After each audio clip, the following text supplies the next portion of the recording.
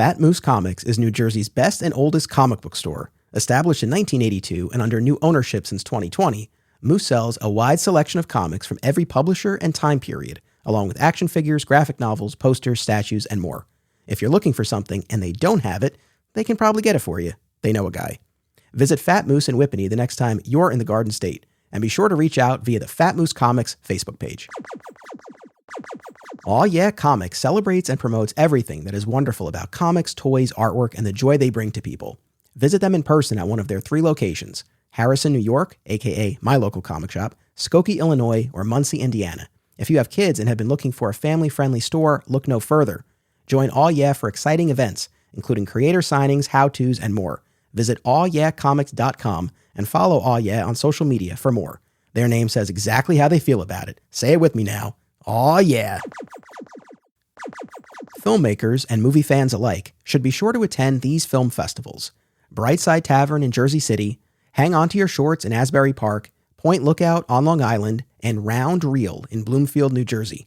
Take it from an alum of 2 of them. Submission information for filmmakers, as well as details about the festivals, can be found at filmfreeway.com. Follow the festivals on social media for news about events, discounts, tickets, and more. Also, listen to the Hang On to Your Shorts and Cullen on Film podcasts, available via a shared universe network. We reference the television series Smallville a lot around here, and there's one Smallville rewatch podcast that's always at the top of my queue: Always Hold On to Smallville, hosted by our pal, Zach Moore. Zach and his guests bring tremendous insight, passion, and humor as they discuss each and every episode of the series that ushered in the renaissance of superhero TV. Listen to Always Hold On to Smallville wherever you get podcasts, and keep an eye out for the other shows under the Always Hold On to banner, including Arrow, DC's Legends of Tomorrow, Superman and Lois, and Star Wars. In the 1950s, George Reeves embodied the Man of Steel in Superman's first television adaptation. From its gritty black and white beginnings to the kid-friendly color years, to this day, an entire generation reveres George as their Superman, while for others, the show remains an overlooked chapter in the character's mythology. On this podcast, we bring everyone together as we break down each episode of Adventures of Superman. Welcome to another exciting episode in the Adventures of Superman. I'm your host, Anthony Desiato. Joining me to discuss Season 2, Episode 19, Perry White's Scoop, is the host of From Crisis to Crisis, The Married Years, a Superman and Lois podcast, returning guest Michael Bailey. Welcome back. Oh, thank you, sir, for having me. I had a good time last season, and it's always fun when we get together to chat. I really liked this episode. I'm gonna put it on Front Street and then get into why later. But no, this was an enjoyable one. Good, not burying the lead here. Interestingly, You joined me in Season 1 for The Evil 3, an episode that prominently featured Perry White and Jim Olsen. Now you're back here in Season 2 for Perry White's Scoop, and you'll be back in a couple of weeks for Jimmy Olsen, Boy Editor. And you selected all of these episodes, so I'm sensing a bit of a theme here in terms of what speaks to you about this series, perhaps. I'm a big fan. I think we talked about this on my first outing, but the great thing about a TV series, and Lois and Clark proved this as well, is that you actually have time to kind of develop the characters. Now, developing in the 50s on television was not the same as it is, for like Lois and Clark, where we saw Perry, get divorced and then start dating again and, wearing nicer clothes. But the cool thing about this show is because they had, especially for the second season, they had 26 episodes to fill. You got to find things for people to do. And, every once in a while there's a Perry, every once in a while there's a Jimmy episode. And sometimes, like in the next one we're going to be talking about, it's both. So I kind of dig those. And I think I mentioned this also on the first time. Once we get past the first season, my interest level of the show, it's not like I hate it. It's just I am less interested after the first season. So I like to find the ones that kind of have a hook to them, like this one and the next one as well. Fair enough. And it's interesting because I've spoken now to a lot of Adventures of Superman fans, especially some real veteran old school fans. George is it for them. And even for a lot of them, it's like the black and white seasons. That's what they really hold up. And then it's sort of like, oh yeah. And then there's also the color episodes. So you're not alone. I almost forgot about this, and I'm glad it popped into my head. So I did my homework for this recording late last night. It was pretty late when I was doing my viewing, and that probably is why I had a dream, maybe even you could call it a nightmare, involving John Hamilton, aka Perry White. So in my dream, John Hamilton was still alive and looked exactly the same as he does in these episodes. And he was coming over to my studio here, my house, to record this podcast. He was going to be my guest. And he was here, and I was going through all these Batman comics in the studio here. That's because Batman's been on the mind. You'll hear more about that not too long from now. Okay. So there were just all these boxes, and as we experience in dreams a lot of times, nothing was quite working right. I was trying to close tabs on my computer. Nothing was working right. But anyway, he excused himself, and I thought he was going upstairs to use the restroom. Then, all of a sudden, his SUV came driving through the hallway into the recording studio here. But it was as if he was just trying to park it here. It was insane. And I came out, and then he got out of the car. And I think this is because of one of the scenes we'll talk about here when Clark and Perry are left for dead in those steaming cabinets. But he got out of his car and he's like, I can't breathe. I can't breathe. And I'm trying to call 911. But again, it's a dream and nothing's working right. So I'm dialing forever. But I'm trying to call 911. He's saying he can't breathe. My house is demolished. And I just keep saying, oh my God, oh my God, oh my God. And then I woke up. So that was my dream. Wow. That's pretty spectacular. I guess John Hamilton would drive an SUV. I guess if he were alive today and were, well over 100 years old, he'd want a big vehicle. Yeah. Anyway, I just had to share that because I woke up this morning and I was like, oh my God. So there you have it. All right. Perry White's Scoop, January 23rd, 1954, written by Roy Hamilton, directed by, I actually have to double check this, and I meant to beforehand, and I didn't, but maybe you have some insight, or maybe an audience member will reach out. According to IMDb, both George Blair and Tommy Carr are credited for this one. Yeah, So I'm not sure on that one. we'll have to dig into that a little bit further. I'm sure one of our audience members will be able to shed some light on this. But here is my detailed summary of the episode, and then we'll share our impressions and discuss further. A man in a diving suit is shot outside the Daily Planet. Inside, Perry berates his reporters for not following orders and relying too much on Superman. Jim enters with news of the shooting, and the crew goes down to first aid, where the man utters Quincy before he dies. Perry baits the killers with an article about the startling information the man shared before he died, then plans to draw them out by donning a diving suit of his own. Kent bends the helmet and, as Superman, takes Perry's place, drawing fire. Lois deduces that Quincy refers to a phone district but cannot connect the area with the body of water. Perry realizes the answer is a pool, and he and Kent head to the Quincy Athletic Club, where they are apprehended by Lynch and Bingham, and left to die in steam cabinets. Kent saves them after Perry passes out, and a drink from the water cooler inspires Perry to investigate the water tank on top of the building. As Perry, Jim, and Kent investigate the tank, they are observed by Lynch and Bingham, along with Max and Marie. These two rival duos have been searching for a treasure hidden by one of their co-conspirators before he died. Upon emerging from the tank, Jim discovers a fish in his rolled-up pants, with a coded location written on a strip around its tail. Finally, at the rail yard, Jim and Perry find rolls of banknote paper in a car for making counterfeit money, but our criminal quartet arrive right behind them. Lynch and Bingham force them, along with Max and Marie, into the train car after removing the paper and set the car ablaze. Ultimately, Superman bursts through and puts the fire out with super breath. Perry asks Superman not to tell Kent he needed his help, and Superman assures Perry that Kent won't hear it from him.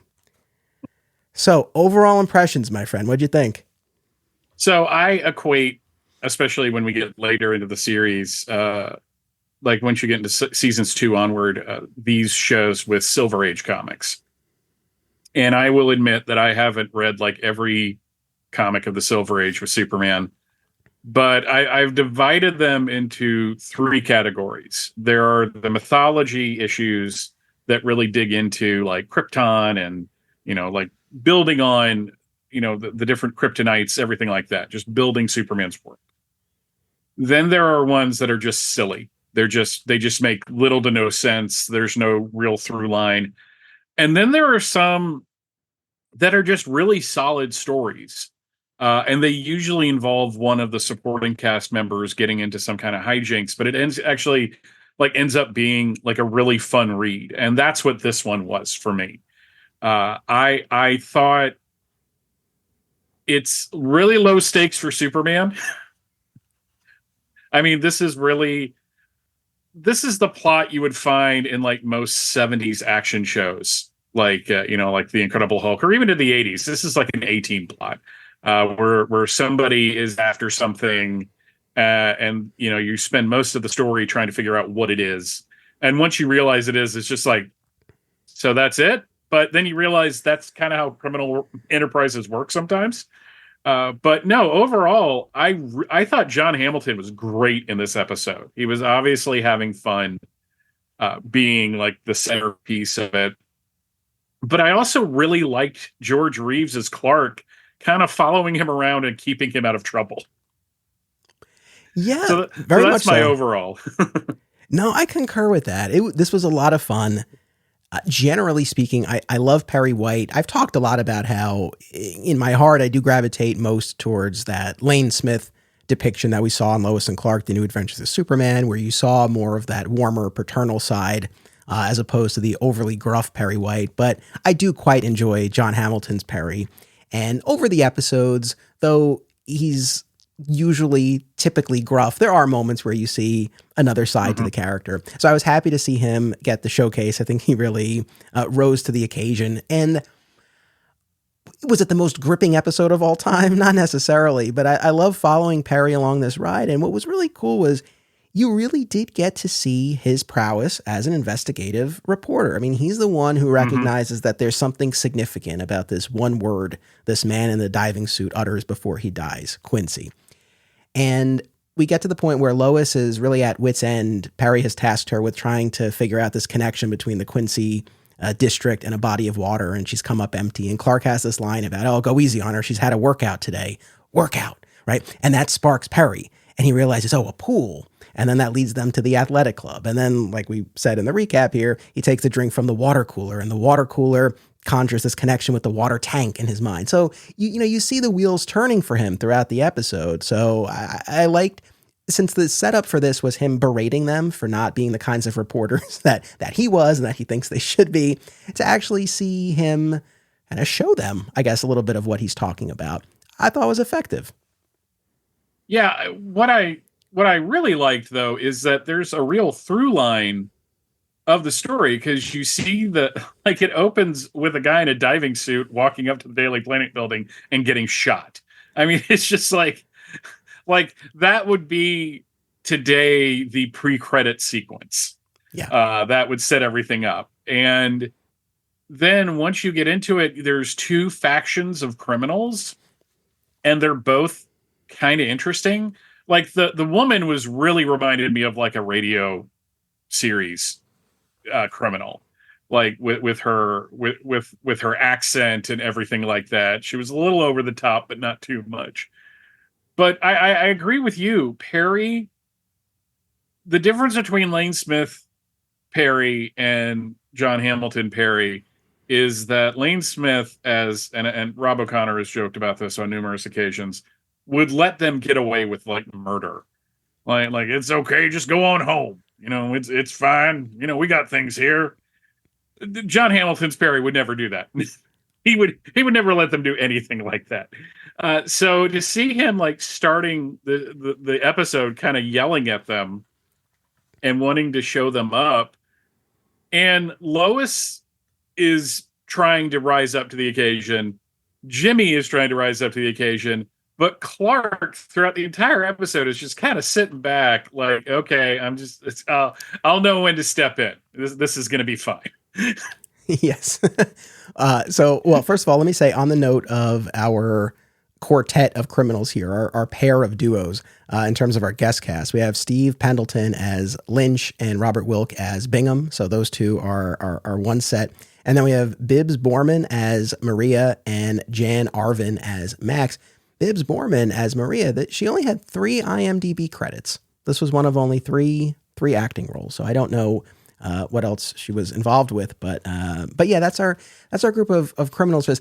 I will be honest, I found the back and forth among these duos the least engaging part of it. It just really, I didn't care really about all of the maneuvering between the two of them, where Max and Marie, they have more information. They know that the water tank is the key. It's a matter of getting in there. That's why they had hired the man in the diving suit.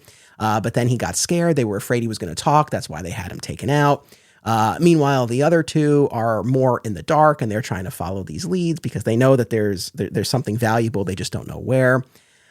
It was fine. It was fine. It was just the aspect of the episode that I think I was kind of least interested in. Yeah, I totally get it. I could see from that standpoint. It's just really from listening to so many episodes of the radio series, and if you ever listen to like the first batch of serials, like this type of setup is every like they just repeated that. It's like somebody's doing something shady and you got to figure out why, and ultimately it leads to something. I think what elevates this one is that I don't know what the writing room was like for this. I assume it was just at this point Whitney Ellsworth and Mort Weisinger like sitting in a room together figuring out things, and one of them saying, and it opens with a guy in a diving suit. Because probably they had that costume lying around. I don't really see them buying it for the show. I think somebody had a diving suit that they could use. Am I saying that they were incredibly cheap? I am absolutely saying they were incredibly cheap. So I don't think anyone would begrudge you that. I think that's fair. But no, you're right. I mean, it is such a bonkers opening. It really grabs you right from the start. What's funny to me, and again, going back to this idea of a through line for the episode, and especially from the Perry point of view, the first thing we hear him say before he even turns to Lois and Clark, he's yelling at another reporter on the phone and basically saying, just do it the way I told you to do it.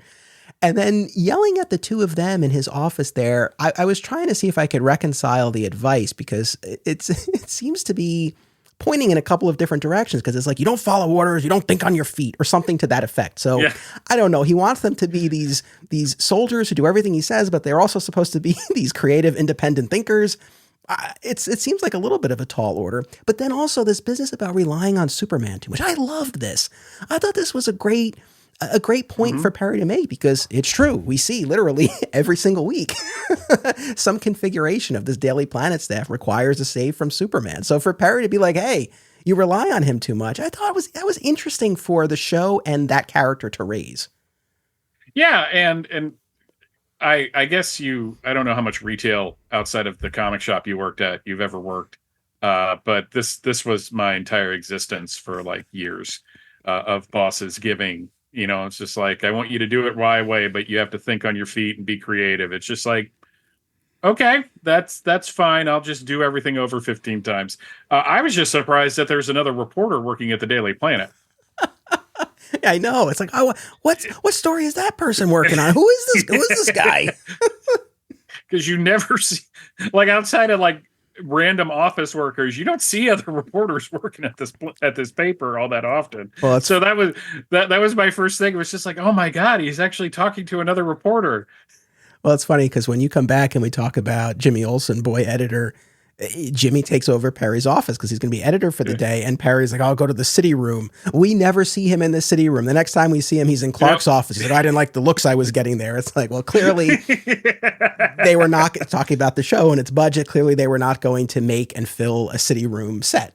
So no, just skipped right over that. It's funny. He probably didn't want to sit there. And this is for the next episode, but I was reading a thing from Joe Quesada, who used to be editor-in-chief of Marvel Comics. And he talked about the thing about conventions that he hated. And it was basically like every time he walked into a bar, like once the convention was over and everyone was socializing, like the entire vibe of the room would change because he's the boss. So yeah, when you're the boss, and I'm not saying this in like a snotty terms, mingling with the underlings doesn't really go well because they're not going to act like they would act normally when you're not there. But for this one, I kind of felt bad for Lois. Lois kind of got the shaft on this one There wasn't really much for her to do in the entire episode, but it was a Perry episode, so that kind of made sense. She was with her hetero life mate Jimmy, because they are the best of friends. So you're saying they are the Jay and Silent Bob of the George Reeves series. I never thought of it that way. I kind of like that. Yeah. Every once in a while they get their own thing, but mostly, like for this episode specifically, they're just sitting in the back, and every once in a while Jimmy will bring out a boombox and Lois will do a really funny dance in front of Perry's office. Now I want to see that. Now that you mention it, now that's in my head for the rest of my life, and I will never get to see Noel Neal bust a move to some random song. It's funny because I don't know how much overlap there is generally in terms of the George Reeves audience and the Kevin Smith audience. Maybe some. Clearly, you and I are in that group, but otherwise, I don't know. But it's fantastic. Actually sat down the other night and finally watched the reboot, and I was very entertained through the entire thing. So, Jay and Silent Bob reboot, wonderful. Clerks 3, not so much. Anyway, that's a separate podcast. That is a whole other podcast. But what I kind of like, and I joked before that this is the type of plot that you would see later in action shows of the 70s. Like, this kind of had the pacing of an episode of The Incredible Hulk from the Bill Bixby series, because you get about halfway through and they put them in the steam chambers and then leave them there to die. And that happened constantly on that show. And then at the end, they lock them somewhere and start a fire and they have to be saved. It's basically, structurally, it hit me like an episode of the Hulk. I know that's a strange comparison to make, but I guess it just proves that I've watched the Bill Bixby series way too many times over the course of my life. But I liked that scene, though. I liked the scene in the gymnasium because, one, that is the most bare bones gymnasium. I mean, I don't know what gyms were like in the 50s, but there was like 2 rub down tables, the steam things, like the weight things, and a room to the pool. And that was it. Yes, I gotta tell you, man, I love seeing George Reeves in his sweatsuit, because you think about this show, at least in these first 2 seasons, 99% of the time he's in either his suit or his Superman outfit. That's it in most instances.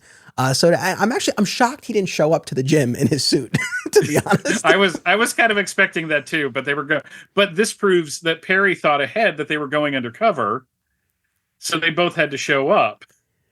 Yeah, it was great. I mean, I love he shows up in his sweats and he asks to use the punching bag, and we get to see him throw this great punch. And of course, he punches a hole through the bag, and he has this line about, "Oh, the canvas must be rotten." Like, it was great. Now, I don't say this to nitpick. I'm more just having fun. Why would Clark be so familiar with this athletic club? Because he's got all the details about it. He tells Perry, "Oh yeah, they have this and that and the other thing," like as if he's been there. What is this about?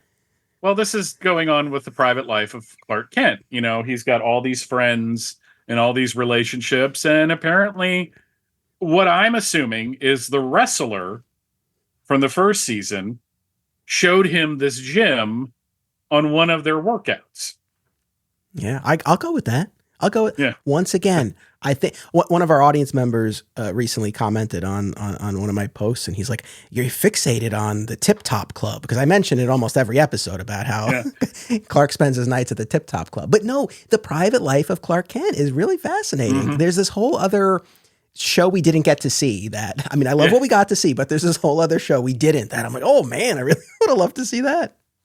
The only thing I was disappointed with them going to the gym was that at no point did a guy really try to flex in front of Clark and Perry. And, Perry sat down and, Clark lifted up the weight for him and he got the pretty girl to help him. So, I mean, that was my disappointment. No, I hear you. Well, it's we talk about this being bare bones, bare bones in terms of equipment, bare bones in terms of no one else there exercising other than one of the members of our criminal duo. So we only had so much to work with. Poor Perry, though. They call him some version of fat 3 times when they're at the gym. And that's really like the 50s and the 60s. He was an older guy. He had a bit of a belly. I'm not one to talk. I am not So I was trying to figure it out, and this wasn't me trying to be mean, but I know in later seasons, especially, George Reeves needed a girl to kind of slim himself down because he was getting into his later 40s. So it's not like I'm like, oh, he was fat and he shouldn't have been. Like, it isn't like today where these guys are getting cut before putting the suit on. I mean, even Tyler Hoechlin, we don't see him shirtless all that much, but every time we have been, that dude works out before he's doing those scenes. So, but in this one, he was really trim in his sweats, and I kind of had a similar thought that you did. It's like, oh, we're seeing Clark in a new outfit. Like, if they did an action figure line, this would be like the Chase figure. It's funny the things that excite us about this. It's like he wore a sweatsuit, guys. He wore a sweatsuit. Well, it's digging in. What people have to understand is that when you podcast about something, you focus on literally everything because you're just trying to find stuff to talk about. When you're just watching these and it's just like, entertainment, like you're just sitting down, you with your kid or me with my wife, and she's pointing out everything that doesn't make sense, which I actually really appreciate because it keeps me on my toes. You're just sitting there watching it. But when you're doing this to talk about it, like you're noticing like every nook and cranny of the episode. Very much so. Very much so. And I was also fascinated by these old time steam cabinets. I mean, we're familiar generally with the idea of a sauna or a steam room or something like that, but these individual compartments that you enter and only your head sticks out above it. This is the only time I've ever seen something like that. I don't know if you've come across this in real life or on. I have seen in old time television, like I think a couple of comedy sitcoms use these types of things to comedic effects. But it's just when you look at the history of physical fitness in this country, the 50s and 60s were weird times. I mean, there was literally a point where they put you into this thing that was basically a belt that vibrated, and it apparently shook the fat off you, apparently.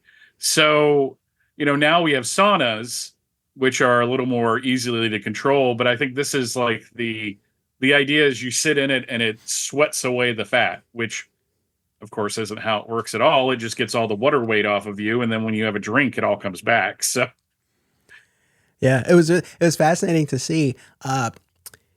Perry White, he accomplishes a lot in this episode, but he is a lightweight when it comes to the temperature because that guy is out instantly. Yeah. He is out as soon as they turn up the temperature. He's down for the count. Which is odd because he's an older guy, and they usually like to have the temperature up like really high. So I figured he was gonna go down, but I guess again they don't have a lot of time. And there's not too many takes that they're going to allow before they move on. So it's just like, just fall asleep as quickly as you can. Yeah, look, they had to move this along. The only other thing they could have done is if they could have made it that it was just impossible to see because of all the steam. And so Clark was able to get himself out, but I think we got to move it along. He'll pass out. That allows Clark to use his powers to free himself.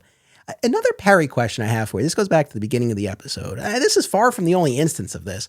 And this also is not limited to this Perry White either, in fairness. But Perry displays a lot of skepticism generally, I think, towards the stories that his reporters bring him. And just as a perfect example here in this episode, when he's yelling at Lois and Clark at the beginning, and then Jim rushes in to say someone was just shot outside in front of the Daily Planet. And he's so quick to be like, what are you talking about? Get out of here.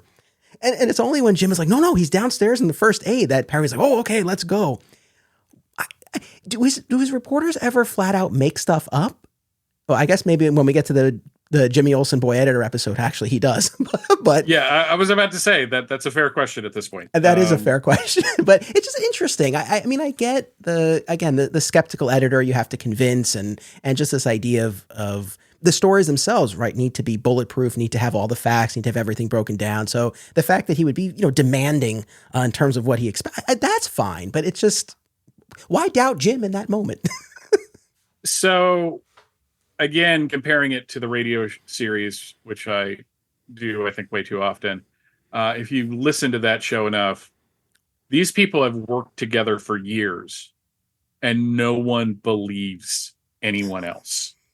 You could get like Clark could come in with like a file folder full of his clippings and going, Chief, look how many times I've been right. I don't believe you, Kent. And like at one point they literally try to lock Clark up in a mental institution because they've just think that he's overworked and he's just kind of gone crazy, basically. So I think that is just a general thing with Superman stories. I mean, let's go all the way up to like Batman v Superman. There is Clark pointing to a perfectly valid story of Gotham City's Batman being like branding people, and Perry's like, no, I really need that football story. That's what you need to do. Look, I'm on record defending that movie.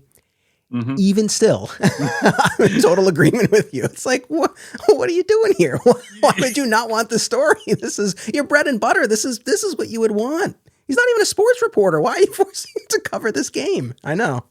I think the most laid back Perry White is actually Jackie Cooper. I honestly believe that, I mean, because really, I mean, he's like intense and, obviously he calls Clark in for a career counseling session in the first movie. But and to be fair, no one runs up to him with a story. He's always giving out stories. But he never argues with his people. He just tells them what to do and then gets knocked out by not. I mean, that's basically his function. So really, like Lane Smith, argumentative, John Hamilton, argumentative, Perry from Batman v Superman, argumentative, Jackie Cooper, nicest guy to work for. Interesting. As we record this, I'm getting ready to rewatch all of the Christopher Reeve movies, and so I'll pay particular attention to Perry for sure. We're gonna get a message like, "No, Mike, here's where he was yelling at them." No, but by comparison, I'm sure your point stands. The other thing that jumps out at me about the beginning part of this episode, I remain talk about the minutia that excites us. I remain fascinated in the Daily Planet infrastructure. Like we talked a lot in season 1, the Secret of Superman episode, where Perry White is in the press club and he's got this apartment there and he's calling up for coffee and sandwiches at 2 a.m. And it's like, well, what is it? Like, what's the setup here? I'm just curious about it. So we also learn now in this episode that the Daily Planet building has its own first aid office, seemingly equipped to treat bullet wounds. I mean, clearly they're not able to get that far. The guy dies, but still, they had a hospital in there. I was just like I was expecting to see like the dude sitting in a chair, like getting his arm dressed, but he is on a table, and that guy looks like he is about to do surgery on this man. I mean, it is pretty wild. We talk a lot about how the show softened a lot in season 2, and you see that time and again. But this guy dies. No, this is definitely, of the season 2 episodes, this is closer to a season 1 show. In all honesty, this is one of the few episodes where you could have switched out Noel Neill with Phyllis Coates, and nothing would have been different about how the show went. In all honesty, and that's not a shot at either one. It's just the story didn't involve Lois all that much, so who's playing her really doesn't matter as much. But the fact that you have the guy shot and killed early in, the fact that the guy opens fire again and it's Superman under there, which I gotta say, of the George Reeves episodes, there's a lot of really good Superman action in this episode. And I just love him coming out of there. I'm just like, oh, that's really cool. I like that. Yeah, that was great. And the bit before that, when he bends the helmet so that Perry won't be able to put it on. Again, like you said, he's really looking out for Perry throughout the episode. Which actually, there's a couple things I want to say, but I don't want to forget this, because this is one of my kind of big picture observations about this. We get to the end, and again, Superman reveals himself, uses his super breath to put out the fire. And again, that final exchange where it's like, don't tell Kent I needed your help.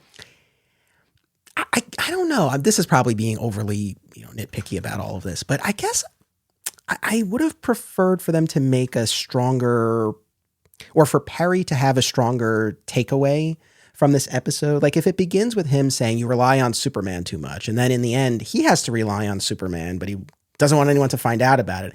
And it would have been interesting if he had been able to say like, "Oh, I guess I understand now why you're always helping out," something like that. Or the flip of that, if I mean, I don't foresee any scenario where Perry could have just done everything and not needed the help. I don't think that would have been an episode of the show. So I'm not even going to kind of include that. But you could have seen a situation where Superman used his breath to put out the fire without revealing himself. Right. So just like Clark had done throughout of kind of like secretly helping Perry, could have done something like that where Perry thought that he did this on his own. I don't know if that would have been the right message, but I don't know. It's at least would have been a little bit stronger. I don't know what Perry's ultimate quote unquote lesson is at the end of this episode. Yeah, that would imply that the writers were were thinking about that. No, I'm of two minds on that because one, that would have been it would have been really fun to see him get into the costume and then do something like Perry's putting the fire out with a blanket. He uses the super breath and that puts it out. And then he gets out and Clark's standing there. It's just like, see, Kent, I can do all of this. Yep, Chief, you had it all under control. You would have had the similar like smile ending.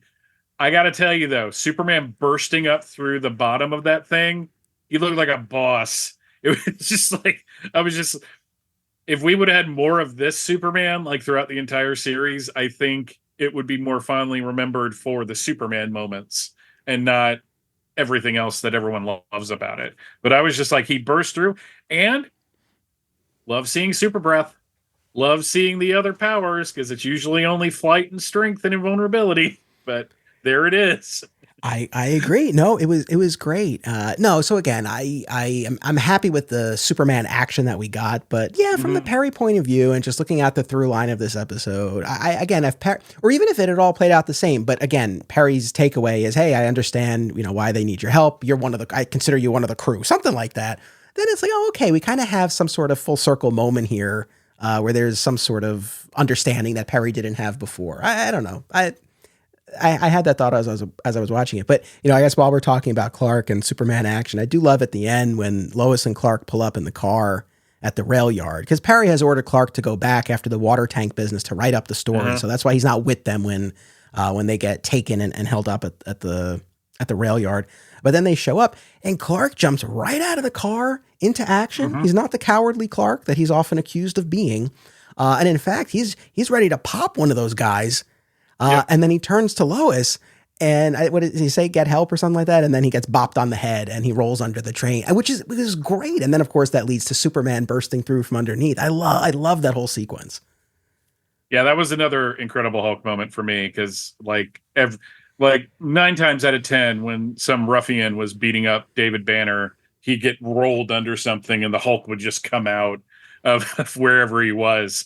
So, but no, I liked that too. See, this is why I like this version of Superman so much, is that Clark Kent is so active in it. And that's my post-crisis roots showing through. I proudly wear that on my sleeve. That's the reason why I like it. But anytime where Clark can kind of have some good scenes as well, like going earlier when when you mentioned the heavy bag, like the look on that dude's face when he's putting the heavy bag up is like, what the heck is with this guy? Yeah, no, absolutely. Well, it's funny because I came to the post-crisis comics well before I ever saw an episode of the show, and those post-crisis comics, the Triangle era that I know you and I have such deep affection for, that really formed my understanding of Clark and Superman. And now I've seen all the other different takes on it, but it's not surprising that when I finally made my way to this show, it felt like home, because this was the kind of Clark I grew up reading. Like, Clark's the guy. Like, he's very confident and capable and self-assured. So I felt right at home with the show. So it's really funny how your real life can influence how you view these types of things. When they walk into the train yard, the train car, and it's full of rolled paper, I'm like, oh, it's a counterfeiting thing. The only reason I clocked that as early as I did is that my day job throughout most of my career has been dealing with money. And there have been times in places where I've worked where counterfeit bills are a thing.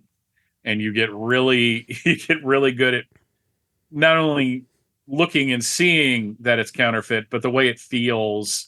And you got the pens and stuff, and can't always rely on the pen because they'll bleach a 5 and print a 20 on top of it. So you have to run it through. So you have to look for the watermark. But I was just like, oh, it's a counterfeiting thing. Oh, that's what this is all about. And then I was like, wait, this is all leading up to a counterfeiting. This isn't like a major. I mean, to be fair, it's worth millions of dollars in counterfeit bills because, like, when they go into the car, there's like 5 rolls. When they're unloading that thing, there's like 50 of them. I'm like, where were these in the car that they were just in? I need to know this because it didn't look like there were that many. Yes. Also, that brought back memories because you mentioned retail experience. My only retail experience, but for many, many years, was working at my local comic shop. And when you said that, it brought me right back. Yeah, when we would get big bills, we would use the pen. Make sure that you see the mark on the bill. I haven't thought about that in years, but yeah. I remember that specifically. It's so funny too. You think about how the times change, and most people. The comic shop I worked at was long since closed, but I would imagine if it were still open, there were very few bills even coming through. Right, most of it would be cards. Yeah, anyway. It really depends on what neighborhood the thing is. I've worked at stores that were mostly credit. I've worked at stores that are cash heavy. And usually it's the economic situation of wherever the particular store was. And I mean, when I worked for a big box home improvement store, they actually brought somebody from the Secret Service to do like a whole presentation on counterfeit bills. I'm like, they invested, she like gave us her card. And this is, like my stupid TV mind works. I'm like, something's going to happen to me. They're going to find this poor woman's card in there, and suddenly the investigation's going to go back to her somehow. It's just like, why does he have a Secret Service card in his wallet? And it's because I worked at Home Depot. Speaking of, we talked about the paper of the banknote paper and all that, and that reminded me. I couldn't help but notice the very obvious canvas cityscape behind them when they were on the roof of the building. And I don't say that to poke fun. I recognize that back in 1954 on maybe a 20-inch black and white television, you'd be none the wiser looking at it. And then here we are on our giant flat screens watching it. But it was so apparent that it was just a canvas behind them. Because it's folded in the middle. So it's one of the things that I loved about this episode is take a drink if you are in the drinking game of getting Jimmy Olsen wet somehow, because somebody had to go into the water, and it was going to be Jack Larson. Yeah, I love how it's Kent and Perry at this club performing this investigation, and when they have this idea about the water tank, it's like, get the kid, get the kid, throw him in. We're gonna get the intern. He's gonna be the one, and it's funny because he gets down there. And he's rightly complaining because it's cold. Perry doesn't care, does not care at all. And then I will say this for the continuity of the episode. When they get to the train yard, Jimmy's pants are still wet. And I know you're not supposed to notice these things. And again, on like a 10-inch television set, you probably wouldn't even be able to see that. But it was just like, oh, okay. I mean, like, he's not soaking wet because it should be all his clothes. But at least somebody thought that up to this certain point on his pants, they should look like they're wet. Yeah, no, that's a nice touch. And speaking of all the water tank business, we also find out that one of Clark's hobbies is code breaking. Yeah. Again, there's a whole other show out there that I'm just fascinated by. I mean, really, the real reason is they needed it for the plot. Somebody in that room needed to be into codes. I mean, you could have made it more interesting. It's like, well, Perry going, well, back in the war, I dealt with codes all the time. Let me see that. But no, it was Clark tied to a fish. Like at that point, I'm like, okay, this is getting weird. Like, I don't know where this is going at all. Yeah, I know. Now I'm really thinking about this because this was the tank that filled the swimming pool at the gym, Yeah. but Why is they had emptied the pool. I don't know. so? And my question there is one: why are there fish in a tank for the swimming pool? I'm assuming that they put the chemicals of the pool after they fill it, but still, it's just then if this was like a video show, it would say 2 hours later, and we've got like boards and charts and stuff, and suddenly we're like that character from Always Sunny in Philadelphia trying to figure things out. Yeah, I was well. When you think about DeVries, right? Is that the guy, their co-conspirator who had hidden all of this? I mean, it was quite the treasure hunt that he sent them on in order to find the location of this paper. You also know it's the 50s because apparently it's really easy to get an apartment in a major city, specifically an apartment that overlooks looks another building. Like, well, that's why we got this place. I'm like, really? It's that easy just to get a place to live? Yeah, How times have changed. Yeah, I know. Very, very true. But no, yeah, the code breaking thing, you're right. I think they could have given that to Perry. I think that would have been a nice, just little little added piece that I think would have felt in keeping with this character. Like, yeah, in my day, we had to figure out all this stuff. Like that would have been good, as opposed to just arbitrarily, it's Clark's hobby, and I doubt it'll ever come up again. I could be wrong, but I doubt it. Well, one of my hobbies. How many hobbies do you have, Clark? You apparently know everybody at the athletic club. You're a really good wrestler, and now you're into cryptography. I mean, yeah, I know. He's a busy, busy man. Well, is there anything else we haven't said yet about this episode that you wanted to talk about?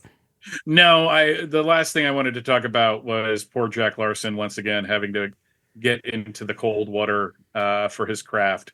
I know he's mentioned that in interviews that they were fascinated with putting him in safes and just making him generally the most uncomfortable person on set. And I kind of felt bad for him because he's really like he wasn't doing anything bad. He didn't need to be punished, but it felt like they were hazing him. And I kind of hate that for Jimmy. It's so interesting you say that because they didn't need to necessarily show him in there, right? Yeah. It could have been that we just stay on Clark and Perry, and you hear Jimmy. And honestly, part of me says, no, it's more effective, and you actually get to see him in there, and it's funny. But I don't know. There could have been a comedic effect of just kind of hearing his echoey voice, and then he splashes, and I would have liked to seen what it was like for like cut to Perry and Clark outside going, "Get in there, Jimmy," and then like hiding that they're laughing at him. Yeah. Well, I think this was a great spotlight for Perry. I'm glad this was one of the ones you wanted to do. I mentioned at the top how IMDb credits the two directors. I just consulted with my Flights of Fantasy book from author Michael Haid. George Blair is the only one listed as the director there, so I'll go with that unless we hear anything from our audience members. But as you know, the last thing we do in these episodes is rate the show on a scale of 1 to 5 fedoras. So, Michael Bailey, how many fedoras would you give Perry White's Scoop? I'm going to give this 4. It's not a perfect episode, but it's definitely not one of the lower fedora episodes. So I'll give it a solid 4. All right. I'm going to go 3.5. So very close to that. I'm going to go 3.5. But yeah, this was a lot of fun. I had a blast talking about it. It's always great when we could connect. What do you want to share with folks, or where would you like to direct them with respect to your podcasting efforts? Well, every Monday night. Nope. Sorry. Let me rephrase that. During the run that is currently happening, which I don't know when this episode is going to land, but if it's during the time that Superman and Lois season 4, which Anthony and I are apparently going to have a knockdown drag out fight about at some point in the future. I say jokingly, it's not a thing, y'all. Every Wednesday night at 10:30, I join Mark Lax and Steve Eunice, and we do Superman Homepage Live, where we talk about everything that's in the latest in the world of Superman. Things are kind of quiet at the moment, except for Superman and Lois. So it's nice that we have something to talk about again. So you can watch that at supermanhomepage.com/live. You can also go to Fortress of Baileytude. I recently retooled the site a little bit, so you'll seeing the feeds for all the shows is really easy now. Things are kind of quiet just because of things going on, but once the new year rolls around, things are going to start popping pretty fast and furious because we've got a Superman movie next year. So I've got a lot of stuff that I'm working on in the background right now. So yeah, fortressofbaileytude.com. Awesome. Well, I hope everyone will check that out. Thank you, Michael. I look forward to speaking with you again about Jimmy Olsen, Boy Editor. I'm sure that'll be a lot of fun. Yeah. Maybe. I mean, the conversation itself is going to be fun. Yes. Audience, I always appreciate you tuning in. Make sure you come back next week. And as always, remember, only Superman can do super things. This podcast is an affiliate of BCW Supplies. The next time you need to restock on comic book bags, boards, boxes, and more, be sure to use promo code FSP to save 10% on your order. That's FSP for Flat Squirrel Productions. It helps support the show, too. Be sure to check out our sister podcast series, Digging for Kryptonite, a Superman fan journey, a weekly exploration of Superman's vast 85-year mythology, available wherever you get podcasts. Please join us on social media, become a patron, and subscribe, rate, and review today. Links are in the show notes. Thank you all.